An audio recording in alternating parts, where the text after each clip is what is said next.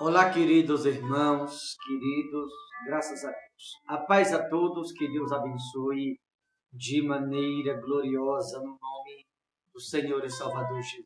Queridos irmãos, eu estou passando onde quero aqui só lembrar todos, que esse domingo é o último domingo do ano, porque na verdade domingo que vem já será a vigília da virada, Então amanhã será o último domingo do ano, apenas às 8 horas da manhã. Não perca, esteja conosco nesse último domingo do ano. Será um culto de louvor, de adoração, aonde eu tenho certeza que será um domingo aonde a glória de Deus vai ser derramada no coração de todos que estiverem presentes, no nome do Senhor e Salvador Jesus. Aliás, eu quero chamar sua atenção a esta mensagem. Eu quero aqui tentar explicar, mas também eu quero ser objetivo, para que você, ao ouvir essa mensagem, você possa perguntar a si mesmo, espero que não, se você não é uma das pessoas que estão atentando a Deus, estando dentro da igreja. Pastor, eu quero que você acompanhe comigo na Sagrada Escritura, porque há muitas pessoas que estão dentro da igreja, estão no lugar certo, mas embora está no lugar certo, está andando de maneira equivocada, atentando a Deus e às vezes nem percebe.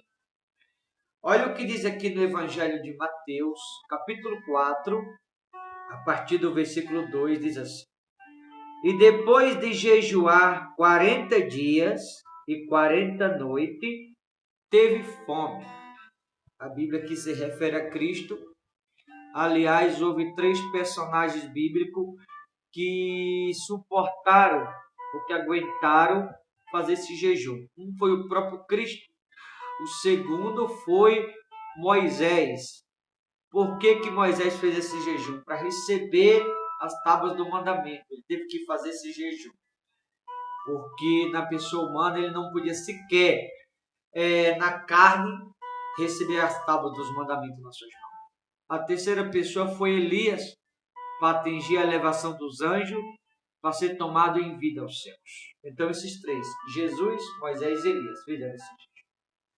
Para você entender melhor, no versículo 3, diz assim: Então o tentador, aproximando-se, lhe disse: Se és filho de Deus, manda que estas pedras se transformem em pães. 40 dias depois do jejum que Jesus o havia feito, a Bíblia diz que, carnalmente falando, pela natureza humana, ele sentiu-se fome, estava debilitado fisicamente falando, e foi exatamente quando ele precisou de algo, ou quando ele necessitou pela natureza humana de algo, o tentador se aproximou. Por isso eu aproveito aqui para fazer esse registro. Tome muito cuidado quando você precisar de algo. Porque no momento que precisamos ou necessitamos de algo, ali o tentador é onde ele vai aproximar-se para nos sugerir algo, exatamente quando precisamos. Porque quando alguém precisa de algo, significa que aquilo que alguém está precisando tornou-se uma necessidade na vida daquele alguém. E naquela necessidade, há pessoas que, por necessitar ou precisar de algo, entram em desespero. Há pessoas que, por necessitar de algo, entra em tribulação, acaba muitas vezes se equivocando, enfiando os pés pelas mãos. E é onde o tentador se aproxima para oferecer ou para sugerir, em forma de armadilha, de laço. E muitas vezes há pessoas que nem percebem. Por isso, tome muito cuidado quando você estiver precisando ou necessitando de algo. Tome muito cuidado com relação aos seus desejos, com as suas vontades, com aquilo que você almeja, com aquilo que você quer ou com aquilo que você necessita. A necessidade da natureza humana torna-se um perigo. Ainda mais quando alguém necessita de algo e aquilo que você tanto está necessitando está faltando nas suas mãos. Seja ela uma necessidade física, seja ela uma necessidade mental, seja ela uma necessidade espiritual, seja ela uma necessidade financeira, seja ela qual for, quando se trata de uma necessidade humana, aquilo ali nada menos é que uma oportunidade que o tentador vai encontrar em alguém a se aproximar para tentar sugerir no momento que você precisa de algo. E aí, por estar precisando, muitas pessoas acabam se lançando, aceitando determinados meios, pensando, não, estou necessitando, está nas minhas mãos, na minha frente, é Deus que enviou. Nem sempre. Muitas vezes é o tentador para confundir a pessoa, para enganar, sugerir a pessoa se lançar em algo que, entre aspas, parece ser a bênção da parte de Deus, e na verdade é armadilha, é um laço. E muitas pessoas não percebem isso. Quando Jesus teve fome, 40 dias depois, ele aproximou-se. E ao se aproximar, sugeriu algo a Cristo, dizendo, manda que estas pedras se transformem em pães. Jesus, porém, respondeu, está escrito, não só de pão viverá o homem, mas de toda palavra que procede da boca de Deus. Quando o tentador sugeriu, ou propôs, ofereceu algo ao próprio Cristo, percebe que Jesus usou as Escrituras. O texto que está em Deuteronômio, capítulo 8, versículo 3.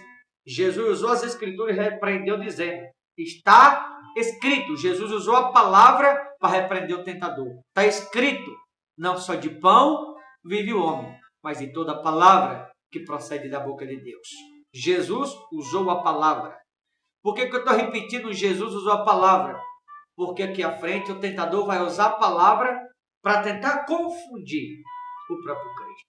Quando Jesus usou a palavra, o versículo 5, então o diabo levou a cidade santa, colocou sobre o pináculo do templo e lhes disse, se és filho de Deus, atira-te abaixo, sugerindo que Jesus se lançasse no que ele estava oferecendo ou no que ele estava propondo.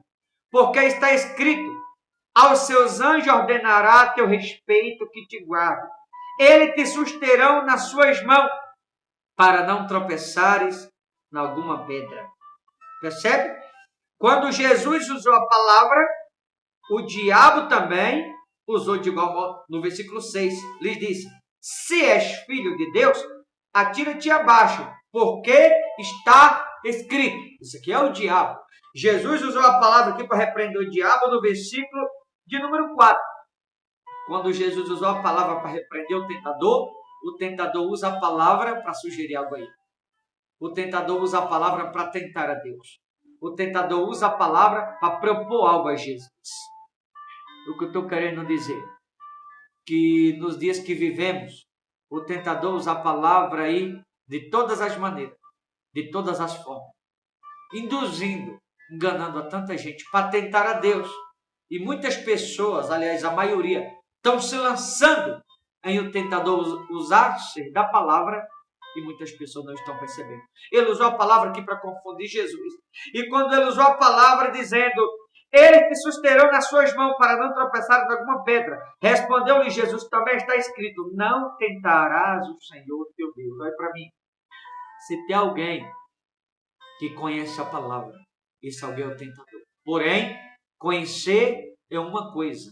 Viver a palavra é outra coisa. Ele conhece a palavra, mas não vive ela. E por não viver, mas por conhecer, ele utilizou-se das Escrituras para sugerir algo a Cristo. Ele conhece, mas não vive. Todos aqueles que conhecem a palavra, mas não vivem, e está usando a mesma, eu vou lhe dizer, você não tem que obedecer. Sabe por quê? Se alguém conhece a palavra, mas não vive ela, embora está usando a palavra, não é Deus que está usando esse alguém. É o tentador que está falando na boca de muitos aí, e as pessoas não têm se dado conta disso. Aqui estou falando daqueles que não vivem a palavra, daqueles que discordam da palavra, daqueles que vivem o contrário da palavra, daqueles que usam a Escritura para induzir pessoas ao erro. Ele usou a palavra aqui para tentar a Deus. Por isso que Jesus repreendeu pela segunda vez. No versículo 7, respondeu-lhe Jesus, também está escrito, não tentarás o Senhor teu Deus. Quando o diabo usou a palavra por conhecer e não por viver, ele usou a palavra para tentar confundir a Cristo.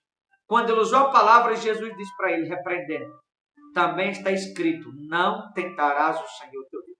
Então alguém que conhece a palavra, mas não vive a palavra, e está utilizando-se da mesma, isso significa estar atentando a Deus.